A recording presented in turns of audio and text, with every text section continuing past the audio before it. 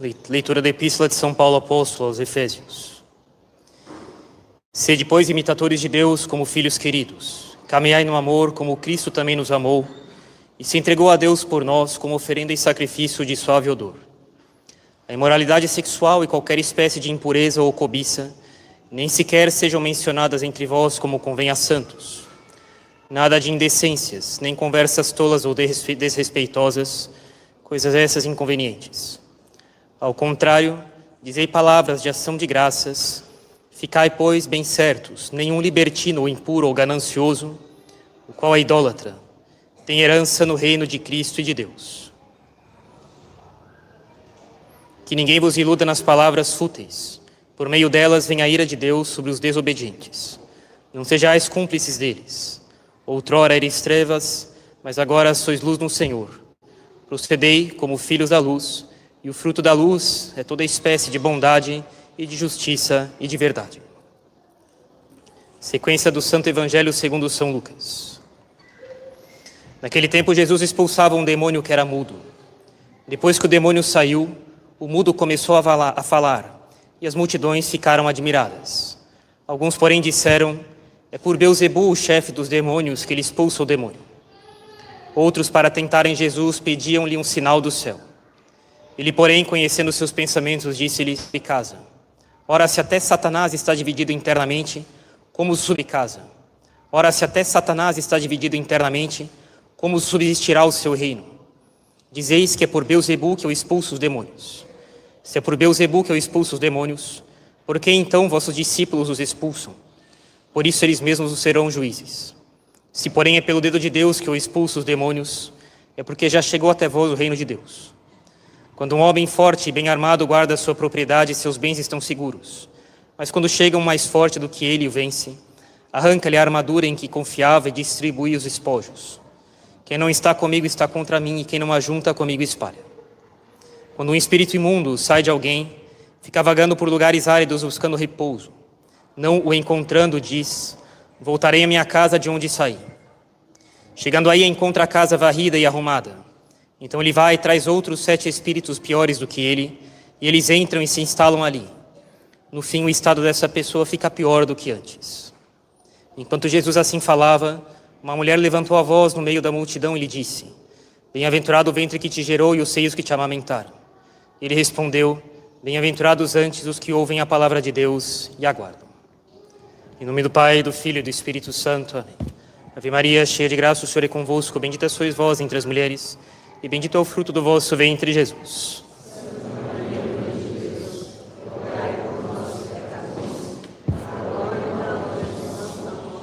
Nossa Senhora das Dores. Podem sentar, por favor. Em alguns avisos, lembramos que para receber a Sagrada Comunhão é necessário ser católico, batizado, católico, sem mistura de outras práticas ou religiões, sem pecado grave na consciência que não tenha sido confessado, estar de jejum de pelo menos 1 hora e modestamente vestido. Devem estar cobertos, tudo entre os dois também. As roupas não devem ser justas, não devem ter decotes, elas devem ter mangas. E se existem rendas ou transparências, devem ter um forro que oculte a transparência claramente. Também lembramos que para a comunhão deve-se abrir a boca, exteriorizar a língua, apoiando-a sobre o lábio de baixo, abrir a boca o suficiente para que o padre possa introduzir a hóstia, não mexer a cabeça e também não se responde amém ao receber a comunhão.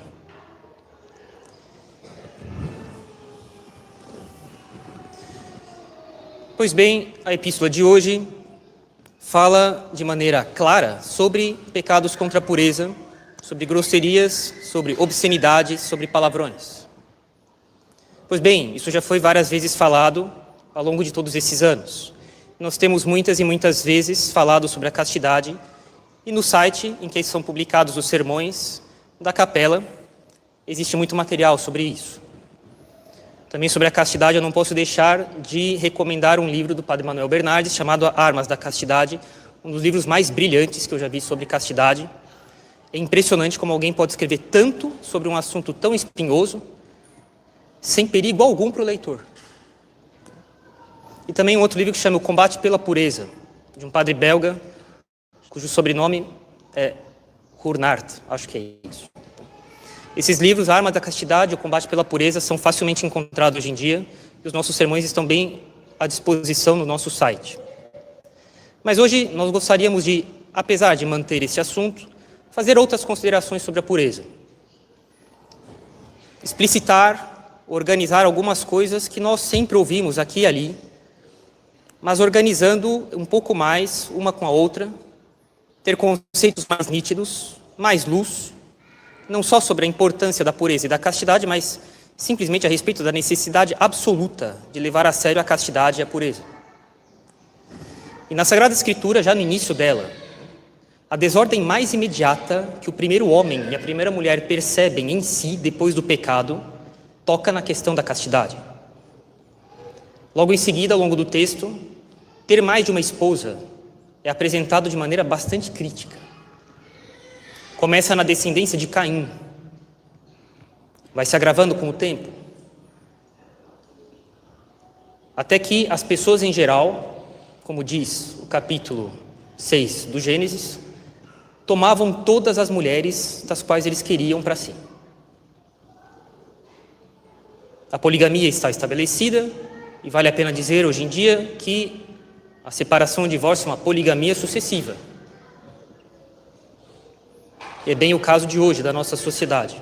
E de que o dilúvio vai ser a punição dada, sobretudo, para esses pecados contra a castidade. Os irmãos de José, os filhos de Jacó, eles têm uma vida péssima.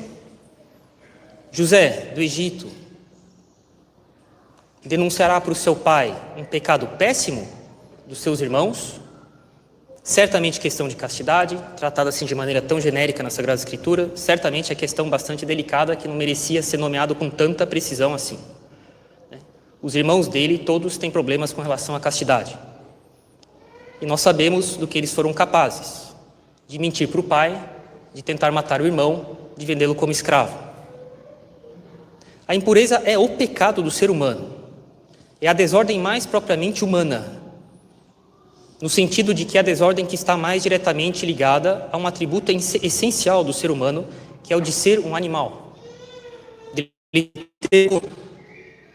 é daqui que hoje faremos algumas considerações a mais sobre a necessidade absoluta de fazer da pureza e da castidade uma coisa levada a sério. A Igreja sempre, desde o início, levou a sério a castidade, mas muito a sério mesmo. É assim que no primeiro concílio de Jerusalém, após São Pedro se pronunciar oficialmente como chefe de todos, como Papa, afirmando que não havia mais necessidade de obrigar os pagãos que se convertiam a praticar a lei de Moisés. Circuncisão, abstinência de carne de porco, etc., não é mais necessário passar por isso. O judaísmo foi abolido. A antiga lei acabou. Ela foi fundada por Deus já com os dias contados. Agora é a nova e eterna aliança. Não há mais por que manter práticas da lei mosaica, agora que nós estamos na nova lei. Uma vez estabelecido isso, São Tiago, então, pede a palavra e faz um discurso, pedindo a todos, porém, que sejam claros com os pagãos que se convertem, dizendo que eles fujam da idolatria e da fornicação. Porque, afinal de contas, é isso que é um pagão, uma pessoa que peca contra a pureza. É exatamente isso. Uma pessoa que não é católica, que leva uma vida mundana, é isso, uma pessoa que peca contra a pureza. Ponto. São Tiago sabia que se os novos cristãos, esses pagãos convertidos, não parassem de pecar contra a pureza, se eles não unissem a conversão deles, se afastar da idolatria, se eles não unissem a isso a castidade, de que eles mais cedo ou mais tarde iriam embora. Mas eu gostaria de ressaltar aqui um paradoxo enorme, né? De por que, entre as feministas, nós, como nenhuma outra religião, presta para mulher nenhuma. Mas eu vou dizer por quê.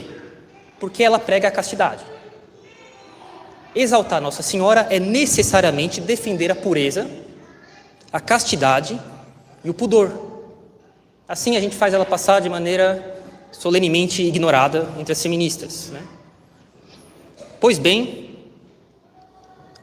o pagão é alguém que peca contra a pureza. Se eles não parassem de pecar contra a pureza, cedo ou tarde eles iriam embora. De que enquanto não fossem embora, seriam causadores de todo tipo de problema entre os fiéis. Porque não tem pecado que corroa mais as relações sociais, as relações de amizade, as relações entre as famílias, as relações entre os fiéis, entre as pessoas em geral, do que as pessoas ficarem se tratando mutuamente como mulheres e homens de rua de graça. Mas é exatamente assim que as pessoas se veem hoje em dia, homens e mulheres de rua de graça. Isso apodrece as relações entre as pessoas. A pessoa casou, mas antes tem esse ou aquele que a beijava, a abraçava, passava a mão na cintura dela. Agora ela é casada com outro. Mas quando eu a vejo, eu já passei a mão na cintura dela, que é a mulher do outro agora. Que situação. Eles estão casados entre si, mas se lembram de que antes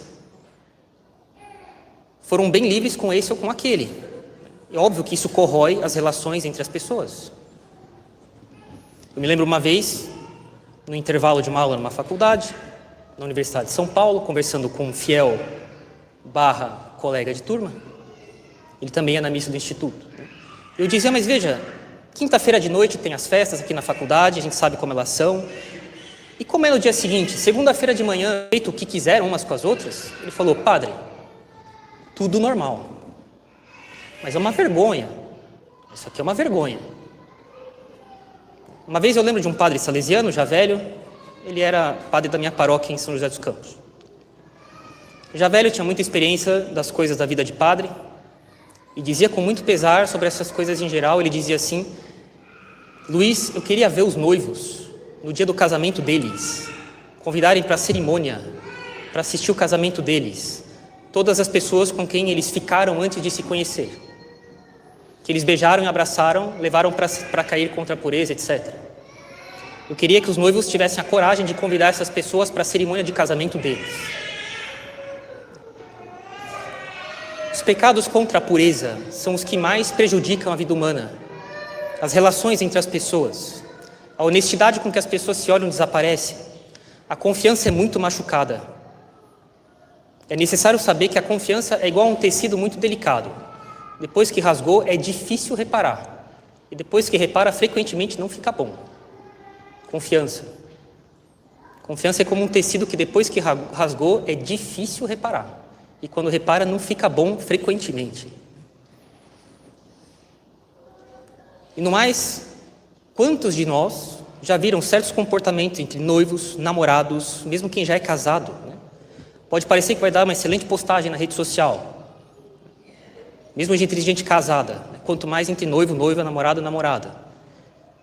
E depois as pessoas ficam comentando por trás, porque causa má impressão. Aquilo que para os dois parecia que ia ser assim, uma postagem fantástica. Os outros comentam essas coisas, né? E não é farisaísmo de quem está comentando, é justo. É justo. Né? Essas coisas corroem a vida social das pessoas. Imagina ver a esposa do outro, quem a vê é alguém que já teve coisa com ela, com o marido da outra. Você já é casado, mas encontra alguém com quem você já teve alguma coisa contra a castidade. Sua esposa às vezes já sabe, seu marido também. A confiança fica muito fragilizada nessas coisas. Só por milagre da graça é possível. Eu acredito na graça, mas é necessário reconhecer que na maioria das vezes as pessoas jogam fora. Só por milagres da graça essas coisas acabam sendo reparadas. É interessante notar que entre pagãos, os casamentos são assim, arranjados de um tal jeito que frequentemente os noivos vão se conhecer só no dia da cerimônia. Não é possível dizer que isso seja o mais razoável do mundo. Também não é uma coisa a ser condenada absolutamente. Porém, é mais razoável, como é o costume entre nós cristãos, que eles tenham um tempo para se conhecer pessoalmente antes, com todas as prudências necessárias. Mas é necessário compreender por que é que os pagãos, hindus, paquistaneses, muçulmanos, no interior da China, no interior da Indonésia, na África, fazem os seus noivos se encontrarem só na hora do casamento. É para evitar isso aqui. Eles não têm a graça como nós temos, eles não têm terço, não têm Nossa Senhora, não têm catecismo, não têm papa, não têm confissão, não têm missa, não têm comunhão, não têm direção espiritual. O que pode se esperar de um pagão em relação à castidade?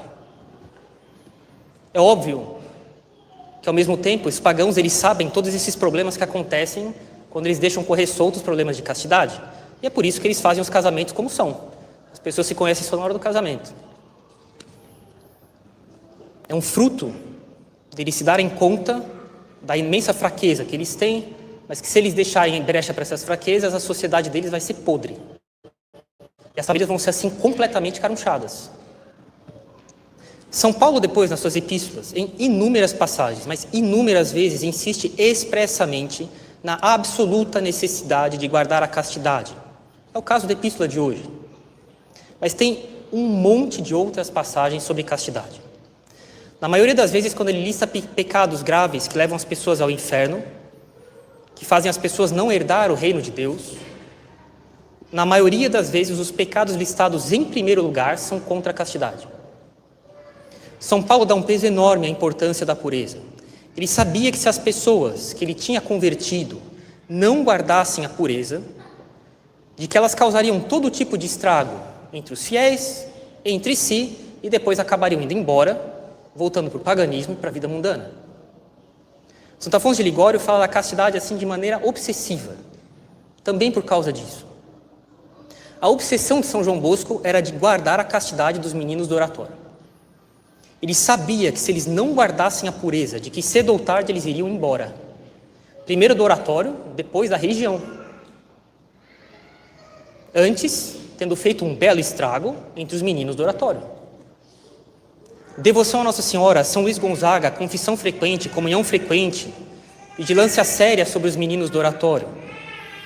Os alunos mais velhos de confiança eram colocados como anjos da guarda dos que chegavam, para se aproximar e fazer amizade e contar para São João Bosco como é que era. Falou isso, pensa assim, trata as coisas de tal jeito, fez tal brincadeira, ainda tem tal e tal jeito. Expulsão dos que causavam escândalo, dos que tentavam corromper os outros. Intolerância com toda espécie de conversas que arranhassem a castidade. Tudo isso em São João Bosco para guardar a castidade dos meninos do oratório. Ou era isso, ou era o fim do oratório de Dom Bosco. E é assim que os livros de pastoral, que é essa parte da teologia que ensina os padres a aplicar a teologia na vida dos fiéis, para que eles consigam o fim último da nossa vida, que é ter Deus no céu. É assim que esses livros, os livros que formam os padres, colocam como sinal claro de zelo de um padre a preocupação dele com a castidade dos fiéis. Um padre que tem zelo pela salvação das almas é necessariamente um padre que sempre está atento ao estado de castidade dos seus fiéis. Ai de um lugar que tenha um padre que não se preocupa com a manutenção da castidade dos seus fiéis. Esses fiéis estão abandonados. Esses fiéis eles correm sério risco de se condenar. Quando em um lugar se vê instalada a familiaridade e a imprudência no convívio entre rapazes e moças, namorados que são deixados livres para manifestar sem critério seus afetos, quando desculpas são toleradas para que namorados e noivos fiquem justificando se encostar, se abraçar, se beijar, etc., então é certo que o padre que cuida desse lugar não tem zelo pela salvação das almas. O zelo de um padre é medido pelo termômetro da preocupação que ele tem com a castidade dos fiéis. A castidade é tão fundamental para a vida católica que é absolutamente justo dizer que se em algum lugar observa-se estagnação na vida católica geral, uma pessoa estará absolutamente certa de suspeitar em primeiro lugar de que a impureza corre solta entre as pessoas em geral daquele lugar. Isso vale para a coletividade, vale também para as pessoas individuais. Ou a pessoa para de pecar contra a pureza, ou ela nunca dará um passo sequer na vida católica. Isso é óbvio. A questão da castidade é aquela que deve ser resolvida o mais rápido possível quando a pessoa se converte. É o que São Tiago fala no Concílio de Jerusalém. A castidade é tão fundamental para o progresso na vida espiritual que ela é, sem dúvida nenhuma, um excelente termômetro para medir o grau de progresso na vida espiritual. Se uma pessoa leva a sério a castidade, se ela faz disso a preocupação constante dela, mas com bom espírito, mas é realmente a determinação de vida dela. Se ela leva a sério a eliminação de todo facilitador de pecados contra a pureza, temos um sinal claro de progresso na vida espiritual. Todo mundo sabe, o Padre Faber, no primeiro capítulo dele, do livro dele, né? O progresso na vida espiritual, desse livro dele, ele dá 5 sinais que realmente indicam progresso na vida com Deus. Pois bem, aqui eu tenho a audácia de acrescentar mais um, né? Levar a castidade a sério. Levar a castidade a sério é um excelente sinal de progresso na vida espiritual. É nesse sentido que as tentações contra a pureza, a existência delas na vida das pessoas, faz um bem imenso para elas. Deus permite as tentações contra a pureza para que as pessoas sejam sempre muito bem afinadas, esticadas bem igual uma corda de instrumento. Quando elas estão bem afinadas, quando elas estão bem esticadas, aí elas dão um bom som. Se a corda é apertada demais, ela estoura. Se ela é frouxa, o som sai ruim. Não sai som direito. A vida das pessoas precisa manter um certo tônus. As tentações contra a castidade são um excelente meio de Deus obter isso. Quando alguém tem tentações contra a pureza, ela deveria se dar conta de que são ocasiões de Deus afinar a tensão da vida dela. Quem se trabalha em relação à castidade é uma pessoa que se pode dizer que tem uma estrutura de vida bem ajustada. E Deus foi muito sábio em deixar, depois do pecado original, que as tentações contra a pureza continuassem nas pessoas. Elas são ocasiões de fazer a pessoa constantemente orientar de maneira radical, nos fundamentos, a vida dela toda. Isso produz um bem enorme na vida católica das pessoas. Por isso, levar a castidade a sério é um excelente sinal de progresso na vida espiritual. E assim também, quando uma pessoa trata da castidade de modo leviano, é sinal muito preocupante de uma vida católica precária, mal orientada e de falta de progresso na vida católica como um todo. E isso não acabará bem. Postagens de rede social tratando com brincadeiras questões ligadas à intimidade conjugal. Isso é muito mau sinal. Do Antônio de Castro Maier, no seu Catecismo de Verdades Oportunas que se opõe aos erros contemporâneos. Na proposição 59, ele condena o seguinte, citação: a formação do adolescente para o casamento deve ser feita de maneira moderna, isto é, em grandes auditórios, em linguagem realista, viva, de forma leve e até hilariante, com brincadeiras. Os argumentos devem ser, sobretudo, de caráter natural. É necessário não atacar a tendência dos homens, das pessoas, para o sentimentalismo, mas antes mostrar-lhes simpatia. Termino aqui a citação de Dom Maier. Ora, Dom Antônio de Castro Maier escreve logo em seguida: na formação do adolescente para o casamento, devem-se tomar em consideração principalmente as nefastas consequências do pecado original, que tornam esta matéria especialmente perigosa nessa idade, inclusive depois. Mas então, para adolescente, então, por isso deve-se cuidar com esmero em incutir a importância dos meios sobrenaturais e evitar sempre de dar ao assunto uma publicidade inconveniente, isto é, contrária ao recato com que essas questões devem ser tratadas. E depois ele cita Pio XI, na encíclica que ele escreveu sobre a juventude, dizendo assim: é necessário cuidar, em primeiro lugar, de uma formação religiosa da juventude dos dois sexos, rapazes e moças, uma formação plena, firme, sem interrupção. É preciso excitar na juventude uma estima, um amor pela virtude angélica da castidade. E acima é necessária, atenção, amor pela castidade. Amor pela castidade. É diferente de guardar a castidade fazendo esforço. Amor pela castidade.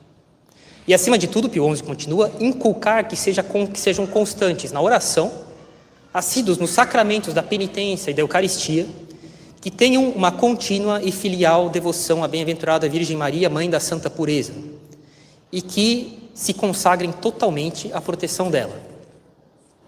Que evitem cuidadosamente as leituras perigosas, os espetáculos obscenos, as conversas com as pessoas ruins e quaisquer outras ocasiões de pecar. Ponto. Nessa encíclica, Pio XI também condena esse modo hilariante, desenvolto, engraçado de tratar questões ligadas à castidade. E vejam que Dom Maier condena também tratar essas coisas em grandes auditórios. O que equivale hoje em dia a publicar essas coisas em rede social.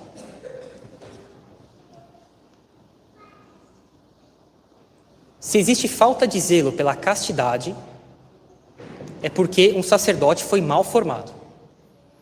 Se pessoas fazem publicações pontuais ou longas, em que faltam com o pudor, o recato, a prudência em tratar dessas questões, ficam fazendo brincadeiras com essas questões, tratando-as de modo divertido e variante, má formação católica dela e para os outros. Estão pouco ou nada preocupados com a real formação de vocês. Ou então não têm a menor noção do que seja formar as pessoas. São cegos mostrando o caminho para outros cegos. E de fato vão causando estragos nas almas. Produzem católicos com uma vida espiritual abortada, interrompida na metade. Um desenvolvimento de vida católica abortado. Aconselhar filmes, coisas semelhantes com cenas contrárias à pureza.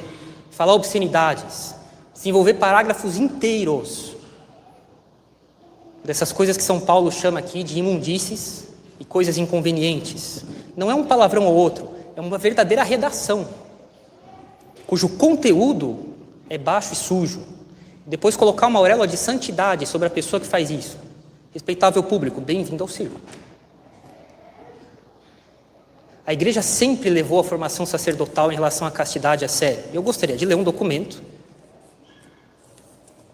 da Sagrada Congregação, do que era na época a Sagrada Congregação dos Seminários, que escreveu, em 49, a respeito das regras para a seleção dos candidatos, para ver como a igreja era severa com essas coisas. Eu cito o documento. Ao iniciar o curso teológico, ao acabar a filosofia e iniciar a teologia, o que acontecia por volta de 5 anos antes da ordenação. A observação que os superiores devem ter com relação ao jovem seminarista a respeito da pureza deve estar terminado. Em teologia, a virtude da castidade deve estar adquirida de maneira serena. De maneira serena. Se o jovem não se manteve imune de pecados graves, volta de 5 anos antes da ordenação ou mais, deve ser excluído do caminho do sacerdócio. O ano que precede o curso de teologia, o diretor espiritual deve estar certo das disposições do seminarista em relação à pureza. Quando os sacerdotes fizerem o escrutínio, eles devem ter a certeza, tirada do comportamento daquele jovem que aspira ao sacerdócio, de que ele se manterá puro.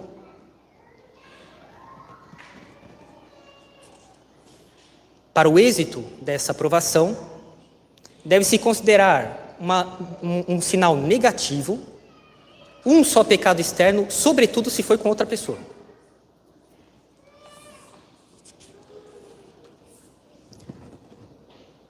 Durante os primeiros anos do ensino médio, devem ser afastados dos seminários os jovens que não consigam vencer as tentações e superar as perturbações produzidas por tentações contra a pureza. Somente desse modo se pode conseguir que não entrem na teologia. Também não deverão receber a tonsura aqueles que não possam demonstrar que guardarão a pureza pela graça de Deus, defendendo e sustentando a prática habitual de outras virtudes que acompanham necessariamente a pureza.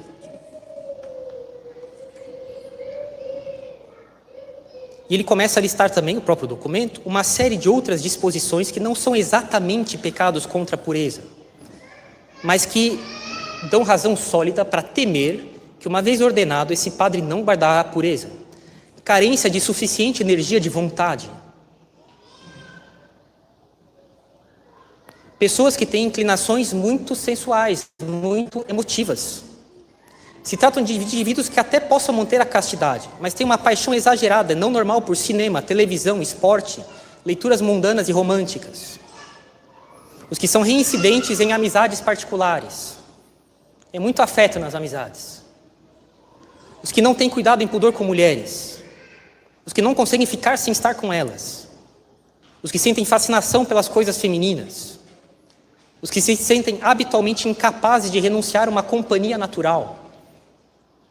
Eles gostariam de ser sacerdotes, aspiram a ele, mas com esforço meramente intelectual, não tem nenhuma vontade na vontade, é vazio. Esses tipos sensíveis demais têm muitas tentações, contínuas dúvidas. Seria muito imprudente colocá-los no seminário e ordená-los padre depois, lançando-os no mundo e na sua malícia. Sentimentalismos exagerados. Todas essas coisas, temperamento vulcânico, temperamento excessivamente sentimental, necessitados de afetos, de expansão natural e sensual, a prevalência do coração e da sensibilidade sobre a inteligência, sobre o domínio suave, tranquilo da vontade, em questões de castidade. Seria obrigar essas pessoas a uma heroicidade contínua. E dada a fragilidade humana, não se pode esperar que isso dure muito tempo.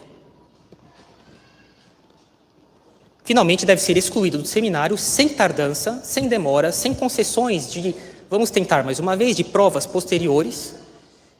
Quem chegou depois que chegou à puberdade, depois que entrou no seminário, cometa um pecado grave com outra pessoa, de outro sexo ou não. Essa é a seriedade com que a igreja trata as questões de castidade. E ai de quem não faz isso. É um sacerdote que não tem zelo. E se, hoje em dia, existem muitos problemas em relação à castidade, é sem dúvida, dentre outras coisas, porque essas orientações da Santa Sé não têm sido, em alguns lugares, devidamente tratadas e aplicados. Destruição de vida de crianças, de famílias, pessoas com ódio da religião, sérios problemas psiquiátricos, por causa disso aqui. Senhores, a castidade é vida.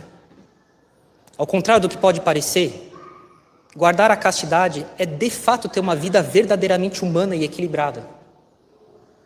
É de fato ter um caminho desimpedido de uma alma livre. A castidade é verdadeiramente um caminho livre de perfeição. As pessoas que são normais são as pessoas que guardam a castidade, porque a castidade é conforme a lei natural, conforme a razão.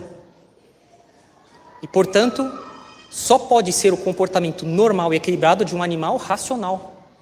A castidade não é um esforço sobre-humano que perturba as pessoas, como algum psiquiatra ou psicólogo com ideias modernas pode pensar.